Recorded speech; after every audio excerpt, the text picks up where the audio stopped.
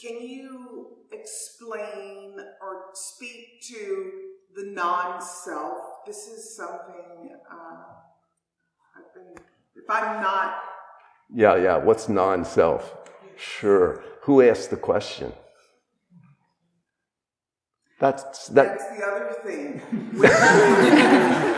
Where is the I and the me and the attachment? What language does one use? Because as I'm listening to myself, I, me, myself, Yeah. That's right. That's what we do. It sounds now very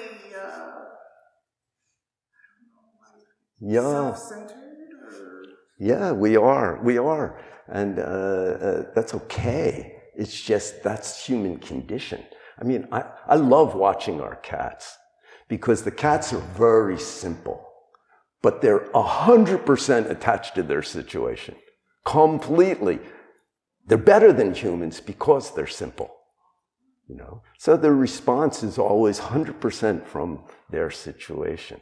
We think about it and make a mess. Like so Yassinim said, totally ridiculous. Why go into this other place and make all this mess? Totally unnecessary. Somebody's idea and a bunch of other people's idea, that's ours, and whatever we make up. And we do that all the time.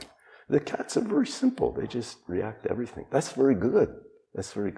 So animals are simple but very narrow.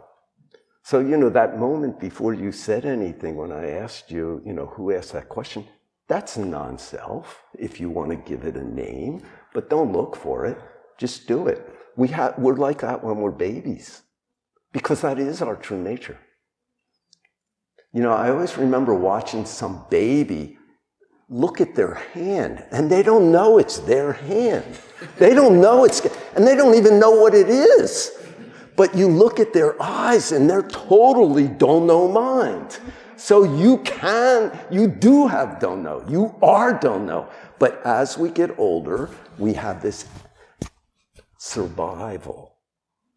It begins with attachment to the body, and then it becomes all these ideas, I'm a male, I'm a female, or nowadays, the poor kids, oh my God, I know now a bunch of my friends, their kids are, like, I was in my hometown, Philadelphia, about 5-6 years ago, and I was hanging out with a guy I grew up with, and we're 70s now, and I said, how's Chelsea? And he goes, oh, you mean Bodie? He's Bodie now. And I said, okay, that's cool.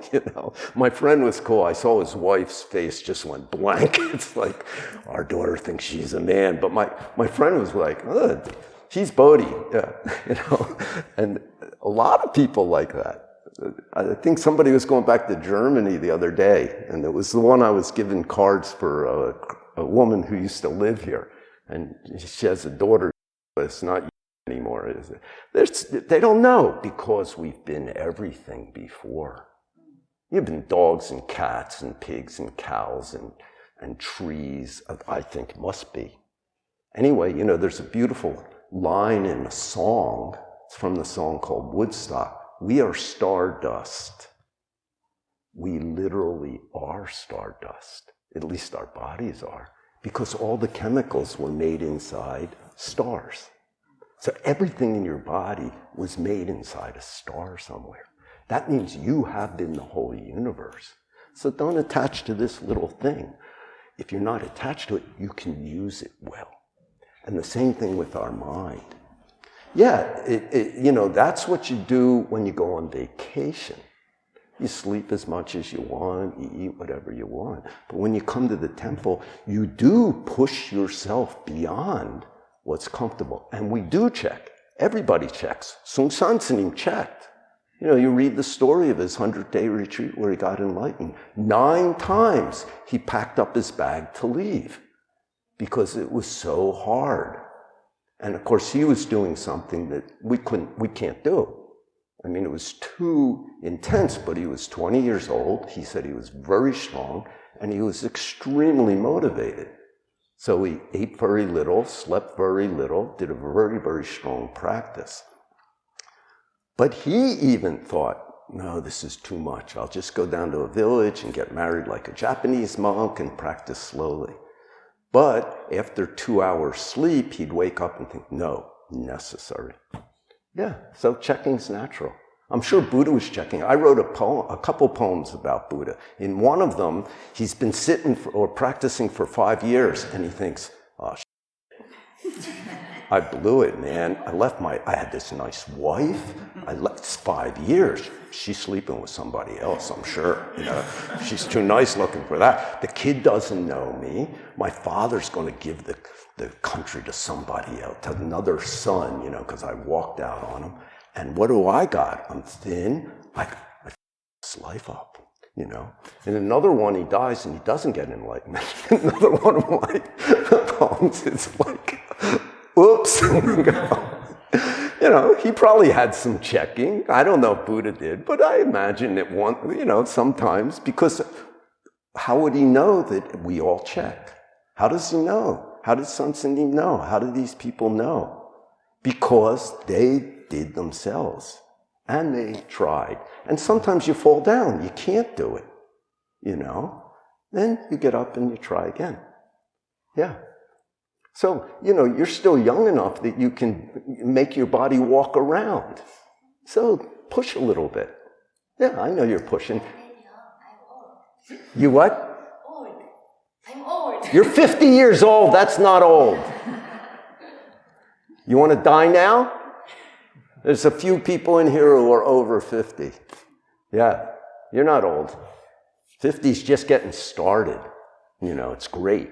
You put that energy down here. This body's 50, but my true nature, it's never been born. And I'm doing it. Yeah. I used to have a saying, why waste a sleepless night? You know, if you can't sleep, go to the Dharma room and start bowing. Why waste it? It's a moment you might be clear. Yeah, 50. You're a Korean woman. They look like they're 40 until they're dead.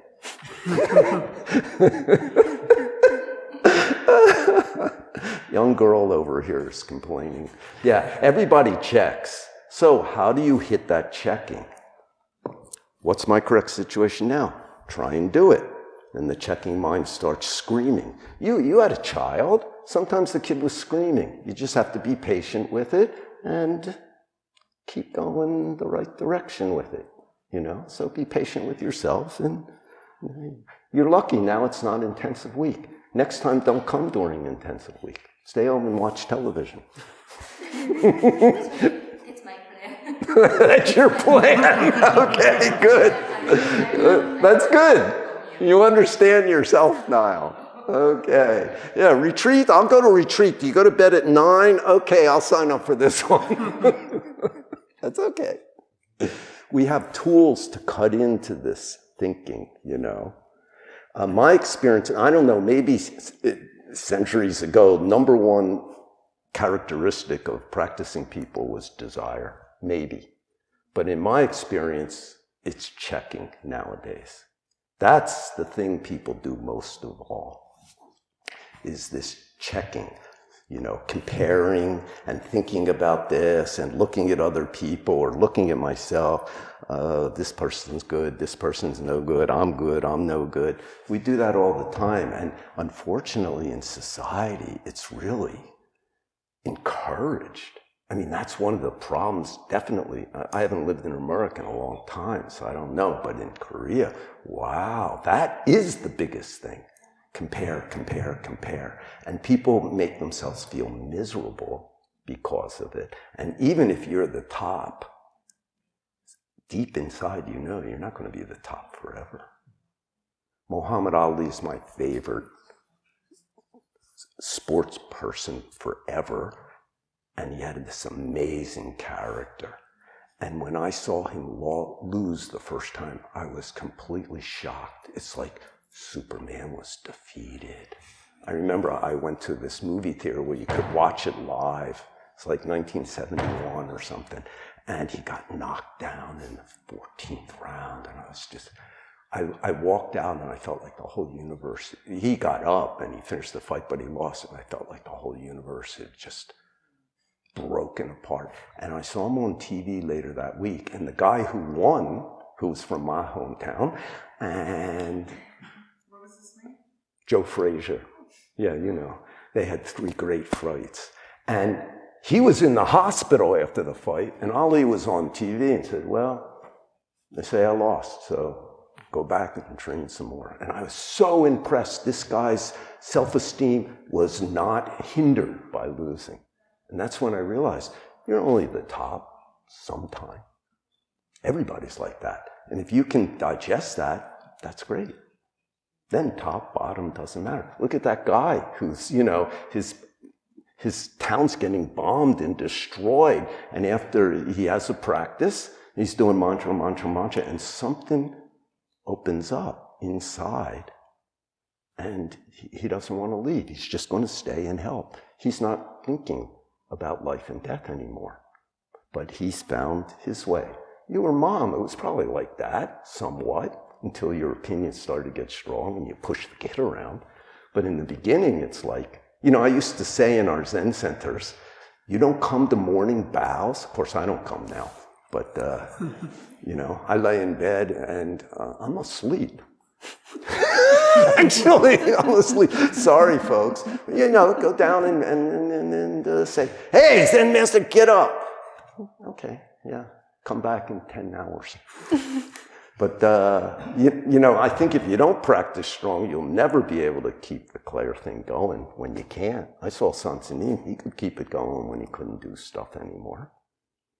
And he did what his job was. You know, this morning I woke up and my first thought, see if you can catch the first thought you have when you wake up. Try that tomorrow. See if you can catch the first thought that appears in your head. This morning, I couldn't believe it. My first thought was, they dropped a nuke on Kiev. Why did I think that? You know, but it was my first thought. And then I thought, uh-oh, this is going to spread. Yeah, okay. Now move on, symbols.